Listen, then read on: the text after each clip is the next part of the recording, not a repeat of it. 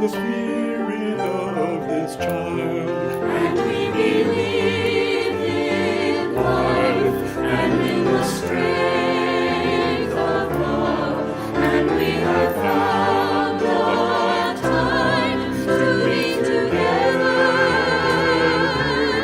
and with the grace of age we share the wonder of youth, and we believe that growing is an answer. Our lives are full of wonder and our time is very brief. The death of one among us fills us all with pain and grief. But as we live, so shall we die, and when our lives are done, The memories we share with friends, they will linger on and on. and we believe in life and in the strength of love, and we have found a place to be together. We have the right to grow. We have the gift to believe that is within our living is an answer. We seek elusive answers to the questions of this life. We seek to put an end to all the waste of human strife. We search for truth, equality, and blessed peace of mind. And then we come together here to make sense of what we find. And we believe in life and in the strength of love, and we have found the joy of being together. And in our search for peace, may we finally see, even to question truly is an answer.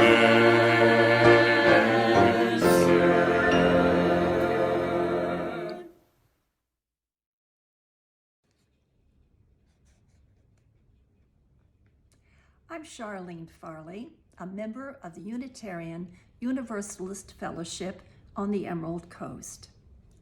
Today, I would like to welcome everyone to worship with words from the Reverend Sharon Wiley. Let this be a place that you consider what you've never considered. Let this be a place that you imagine for yourself something new and unthinkable. May this time bring dreams of new ways of being in the world. Our guest minister this morning, the Reverend Associate Minister at the First Unitarian Church of Dallas, explores this theme of adventure in his pre-recorded message entitled, "The Adventure Still Within Us." I think that you'll find his perspective inspiring and valuable for reflecting upon how we might live our lives more fully in this world. Thank you for joining us today.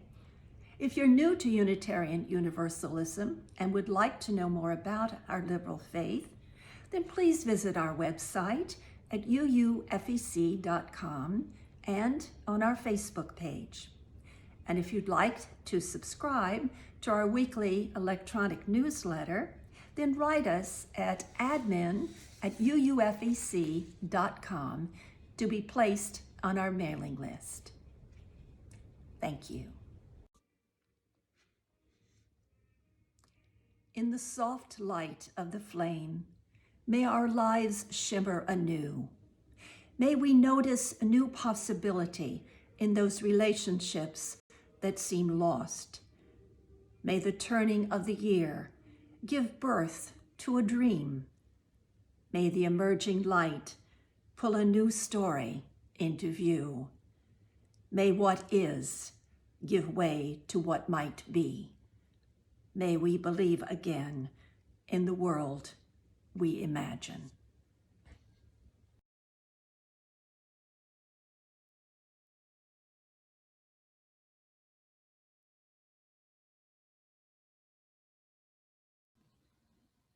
Good morning, everyone. So I'm going to tell you a story this morning. And one of the advantages of telling all these stories is that I get to tell you about the books that I really liked when I was a child. And a couple of confessions to make about this one. I did look ahead and look at and listen to some of the sermon for this morning, and I think this book fits in really well. And the other thing is that I have edited it, so it won't take so long to read the book. But this book, here it is called McElligot's Pool, and it's a Dr. Seuss book. And I had it when I was a child, and I always loved it. And I think this book is about, well, imagination and traveling and adventure, and the fact that maybe you can see things that in a place or in something that some other people can't see, and traveling in your imagination. And anyway, I love it. I think it's a wonderful book. So this is my story for this morning. If I can get the pictures up here.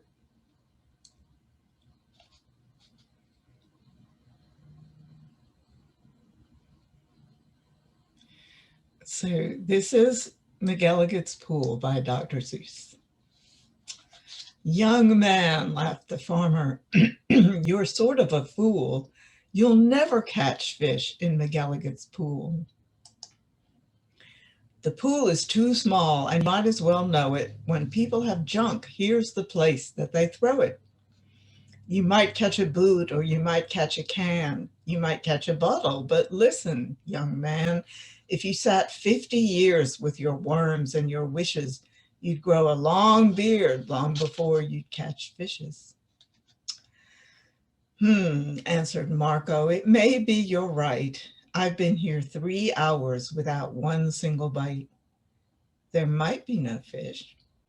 But again, well, there might, because you never can tell what goes on down below.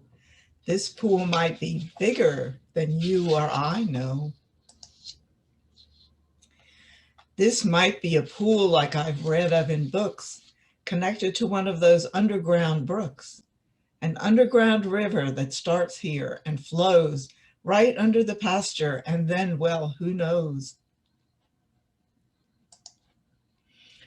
It might go along down where no one can see, right under State Highway 203, right under the wagons, right under the toes of Mrs. Umbroso, who's hanging out clothes. This might be a river, now mightn't it be, connecting McElligot's Pool with the sea. Then maybe some fish might be swimming towards me. You can just barely see the fish down there. If such a thing could be, then it certainly would be. Some very smart fellow might point out the way to the place where I'm fishing. And that's why I say, if I wait long enough, if I'm patient and cool, who knows what I'll catch in McElligot's Pool. I might catch a fish with a pinwheel-like tail. I might catch a fish who has fins like a sail. I might catch a fish with a checkerboard belly, or even a fish made of strawberry jelly. Strawberry jellyfish. Some fish from the tropics, all sunburned and hot, might decide to swim up. Well, they might they not? Racing up north for a chance to get cool, full steam ahead for McElligot's Pool. Some Eskimo fish from beyond Hudson Bay might decide to swim down, might be headed this way. It's a pretty long trip, but they might, and they may. I might catch some sort of a fast-moving bloke who zips through the waves with an overarm stroke. I might, and I may, and that's really no joke. A fish even faster, a fish, if you please, who slides down the sides of strange islands on skis. He might ski on over and pay me a visit. That's not impossible, really, now, is it? Some circus fish from an acrobat school might stage a big show in McElligot's pool. Whales, I'll catch whales, yes, a whole herd of whales, all sprouting their sprouts and all thrashing their tails. Oh, the sea is so full of a number of fish. If a fellow was patient, he might get his wish. And that's why I think I'm not such a fool when I sit here and fish in McElligot's pool.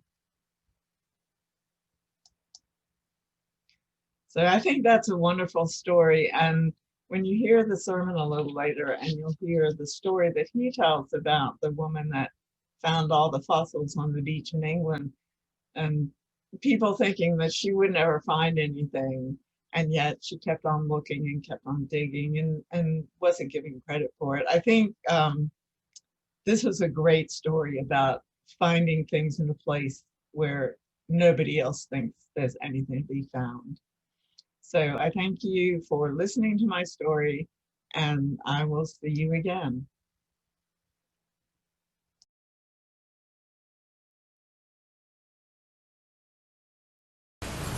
Precious source of all life and all love, we give thanks for this time this morning. Thanks for this circle, for this space in between us, and all that is stirred and all that arises in it. We give thanks for this place with which to wrestle with who we will be in the world.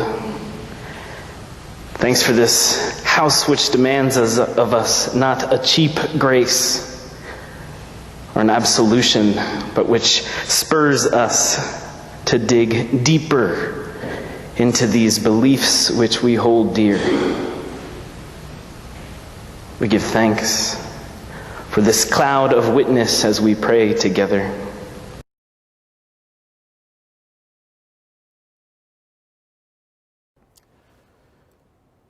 Well, if you or your children have ever oohed and awed over pictures of dinosaurs that flew in the air or swam in the sea, you can give thanks to a 12-year-old girl in England in the early 1800s for helping make that happen. Her name was Mary Anning. Mary grew up in a poor working-class family in the south of England. She would go walking along the beach with her dad, who was an amateur fossil hunter. What they would do, this poor family, would go and collect small fossils, go to the edge of the beach and set up a tent or a table and sell them to people who were traveling or tourists walking along the beach to make money, to pay their debts or to supplement her father's wages. He died, and when their family was left alone, Mary took up the tradition of being a fossil hunter. One day, when she was 12 years old, Mary was walking along the beach with her brother Joseph, and they saw a skull slightly protruding from the sand. She got to work with her hands and tools and dug until, after a full day's work, a 5-meter skull coming out of the sand, bigger than she was. They were amazed. No one had seen anything like this before, and in the midst of the rubble and the bones she saw before her, she got to work and kept digging. It took Mary months, every day working with her hands to pull out the bones, but once she did, this 12-year-old girl from a poor working-class family in England had unearthed and put together the first full-size skeleton ever found of what we now call an ichthyosaur, an ancient marine reptile from 200 million years ago that swam through the sea, but to them it looked like a monster. The scientific community couldn't agree on what it was, didn't give her credit for her discoveries, but Mary kept working.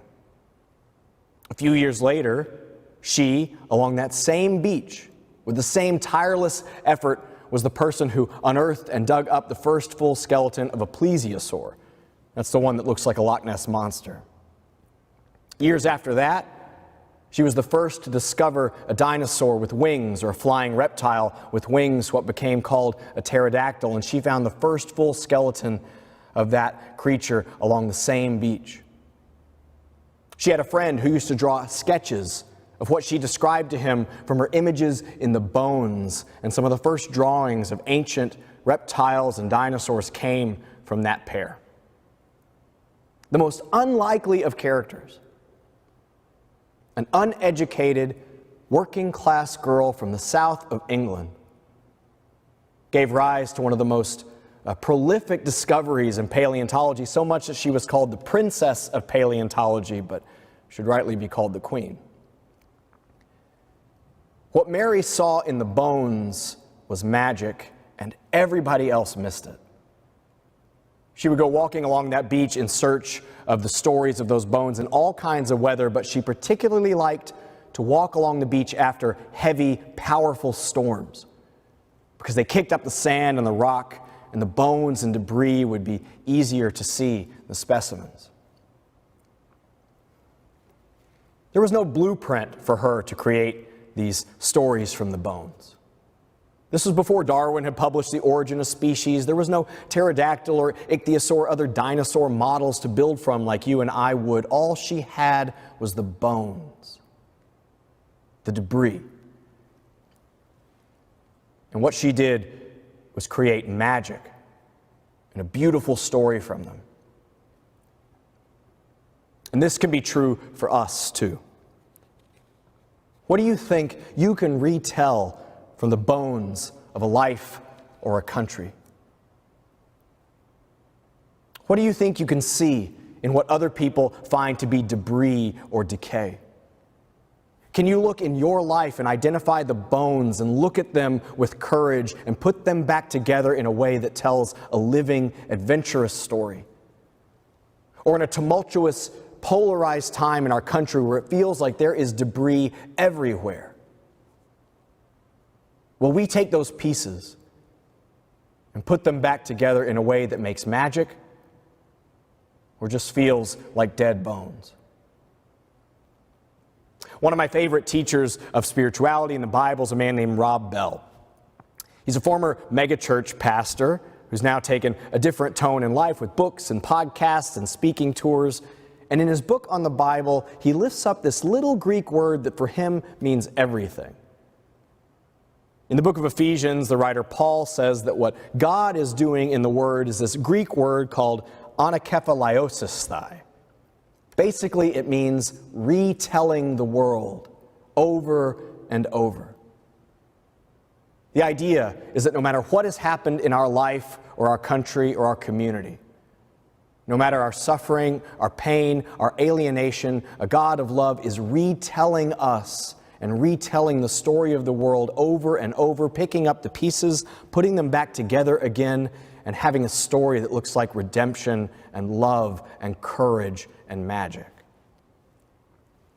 The way that Rob Bell describes it is saying that sometimes the worst parts of our lives become the most transformative. His example is going on a bad camping trip and describing it later to friends at a dinner party. He says, think of the kind of camping trip where you go and you discover midway through that there's a hole in the tent, and it rains all night, and the stove that you brought to make the food doesn't work, and you're eating cold food out of the can, and in the middle of the night, raccoons come and they destroy everything in your campsite and leave you with trash, and you wake up cold and hungry and angry and tired. In the moment, you're not laughing. But he says when you retell that story to friends and families later, not only do you not omit the hard moments, you lift them up. You relish them and talk about how you overcame the cold and the wind and the rain and the trash and the hunger. You retell that story with a kind of redemption and purpose. Sometimes the hard parts become the best parts. And that doesn't mean the hard parts of our lives that we didn't ask for are the best parts. Not always. But it does mean that when we retell the story of our lives or the lives of a country or a family, sometimes the hard parts, the broken parts, the bone and debris can be put back together in a transformative way. But it requires a sense of adventure and curiosity about what's possible. No blueprint, no instructions, but the notion that the bones can be put back together in a magical way. As a country right now, we're grappling with polarized sides fighting for the future of a nation. We look at institutions that used to be trusted, feeling at times like they're decaying. We have a vision of the past or a vision of the future, and however we vote, often we're so certain that the vision for the future of the country that we want is exactly the way that I want it to be. But I can speak from my own experience that I am losing a sense of curiosity and adventure about democracy and those who vote differently than I do. I'm not curious about their motivations, and this moment does not feel like an adventure. I crave the certainty of a more stable world, but it has never been that way. A good world, a living world, a living country, a democracy is not put together by people who know what the end product is going to be like. There's not a blueprint for what love and justice look like when practiced in the world. It's put together bone by bone by people with a curiosity and wonder to create a more magical and real world together. When you ask yourself who you want to lead you, whether that's in a classroom or a church or a city or a family or a nation or a mentor, who you want to lead you should be a person of deep curiosity and adventure. Not a person who's certain that they have all the answers. In the poem of Whitman, not a tyrant, not necessarily the educated, but people who are convinced their very flesh can be a great poem. When you decide who you want to lead you, it should be a person who has a sense of adventure about the people they serve, a person who is curious, who looks at the people in their community and knows that they may not know the end of the story, but it can be magical if they put the bones together. Now, I know in my life, it's not always easy to look at the pieces that feel like wreckage or debris along the beach, the pieces that feel like dead and dying bones. I don't always want to go there to find my meaning. I want my meaning to come in the sunny days, with the gentle breeze and the sound of the waves coming against the sand gently, but in truth, you get the best look at the bones after the storm. Can you turn your suffering into transformation? Yes. Can you turn your addiction and grief into the way that you connect with someone else? Yes. Can you turn isolation into community? Yes. But to do so, you have to pay attention to the storms and what you find after. You have to be a person who sees magic and adventure where other people just see bones. I know in my life sometimes I have trouble remembering that's possible, and so I need to reach out to friends, and maybe you do too. If you've lost a sense of adventure and curiosity about what's possible in your life, find someone you can trust who loves you deeply and ask them, what do you think I'm capable of? What are you curious about in my life, and where do you think there's magic left for me? The best kind of life that you can live is often not the one that's found in the calm days, in the sunny breeze, or with the blueprint and the easy answers. The country that we can build together does not yet exist. The outcome is uncertain, but it can still be magic. Can we make magic from the bones? Can we take the real pain of division in our country and retell that story? Can we look head on at the sins of our country's past, at the stain of racism or oppression, and retell that story until there is healing and justice and magic and adventure? Yes. Can our suffering, our loneliness, our trauma, our doubts be the bones that are reformed with the help of God and our imagination to have a living and magic life? Yes. Absolutely. But it requires you to dig, to run in right after the storm in your life or a country and look for the broken pieces, not to shy away from the bones or debris or the wreckage or the storm itself, but to know that all things, all moments, all people, all countries can be retold, put back together until your life and this world is filled with more love than you ever imagined. May it be so, and amen.